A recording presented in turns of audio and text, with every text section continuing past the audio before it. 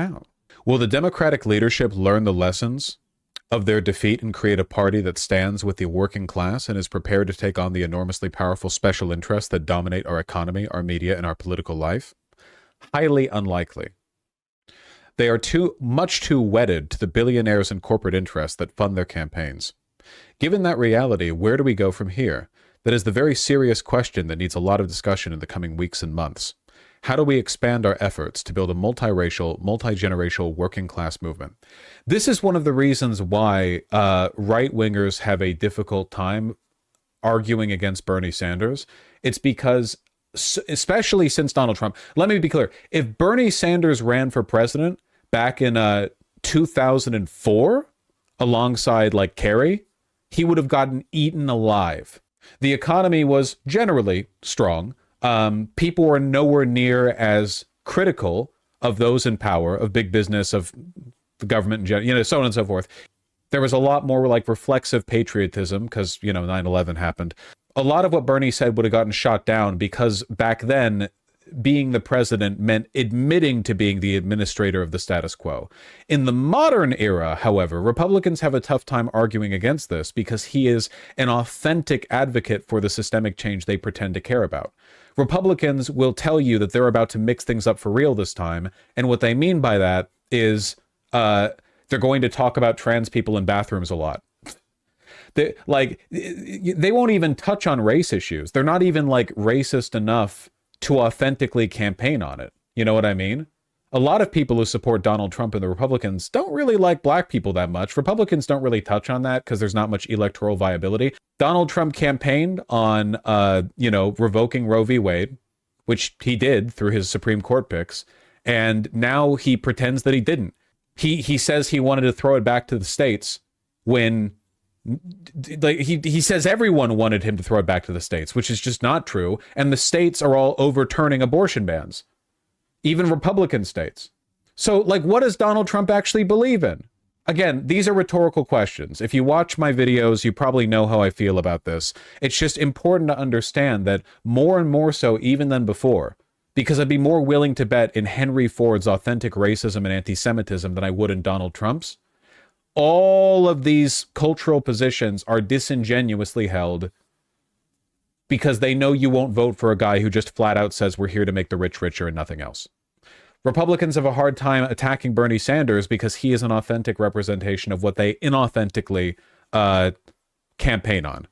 They are much too wedded to the billionaires and corporate interests that fund their campaigns. Given that reality, where do we go from here? That is the very serious question that needs a lot of discussion in the coming weeks and months.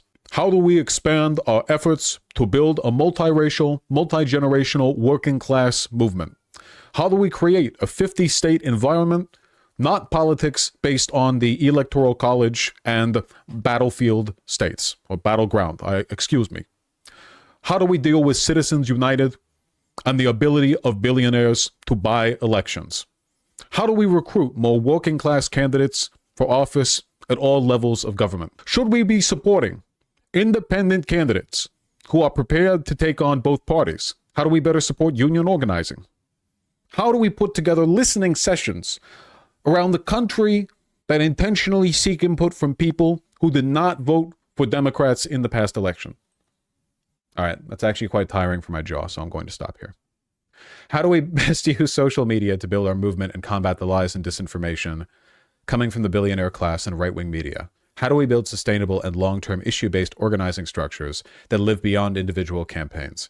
These are some of the political questions that, together, we need to address, and it is absolutely critical that you make your voice heard during this process. Not me, us, that is the only way forward in solidarity, Bernie Sanders.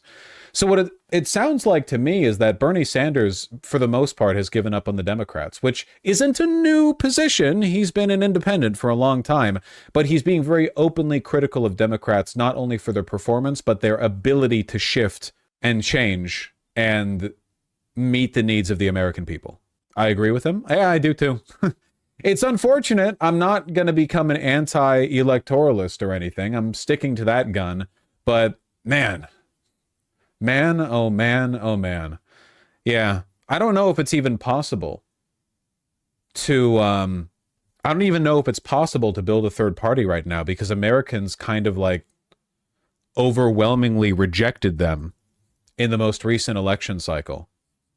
Like, there were a bunch of proposed changes to state policy with regard to first past the post or open primaries or whatever else, and they were largely rejected. You have to understand that to the average American, like, they can't conceive of anything outside the party duopoly. That's the point of the party duopoly. The point is to not just to be locked in on those two, but to have the expanse of your imagination limited to just the tiny amount that you're provided. You know, you lose the ability to look outside of it. Yeah, here we go.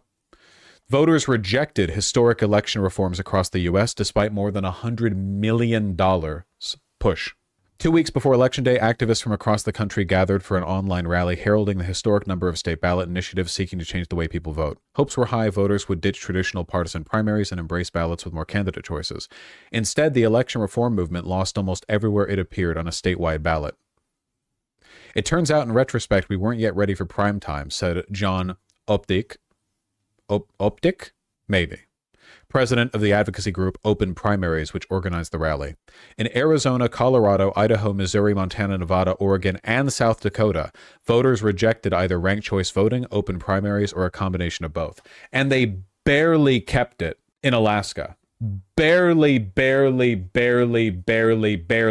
it in Alaska. I mean, that, like, the thinnest of margins. I have zero hope for the median voter. Don't be a buffoon. This isn't about, like, the median voter or anything like that. In America, we have literally no living memory of a third-party candidate doing anything meaningful except steal elections. The closest we have is Bernie, but he ran as a Democrat back in 2016 and 2020, you know? Like, this is, like, completely outside of the range of knowledge and interest for the average American. And frankly, I think that something like this is only really ever going to be possible if it's fielded as a major issue by a major party, presumably the Democrats. Some people will get really, like, negative about this, but, like, yeah, nuts, you're correct. The average American doesn't know what ranked choice voting is. This has always been a very online perspective. Like, that, like, this has never reached the public imagination because people's engagement with the political is kind of limited, for the most part, to the presidential, and neither president is out there screaming about this. You know? This is one of the reasons why, genuinely, my logic on the viability of voting in elections has always been more or less the anarchist one, or the Noam Chomsky one, which is, you know, it's important, it's very important, but it's like 10% of the work, you know?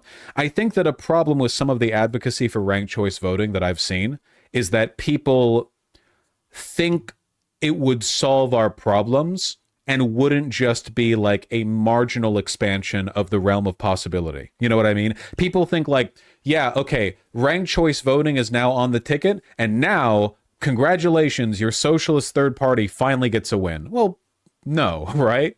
We're still dealing with a country that overwhelmingly votes for only two parties in general. So even if you introduced ranked choice voting, that probably wouldn't change. You have to think of this in I guess, like a broader perspective. I still think it's good to push for. It's just not the be-all, end-all solution that a lot of people want it to be. Really, if you want more like more workability when it comes to moving outside the party duopoly, you got to start at a local level. The Working Families Party. You have to show people that, yeah, third parties can do more, as Herkel says, than do a vanity project every 4 years. Yeah. $110 million. I agree, funny rhetorician, yeah. People have difficulty imagining anything like possible that's beyond the scope of what they're already familiar with. Either way, the main point here is that we love Bernie. I love my blue checkmark Twitter accounts called Proud Socialist with a Karl Marx icon, power to the people, hammer and sickle dove name. Wonder how much Langley pays them. What are your thoughts on mandatory voting? I'm in favor of it.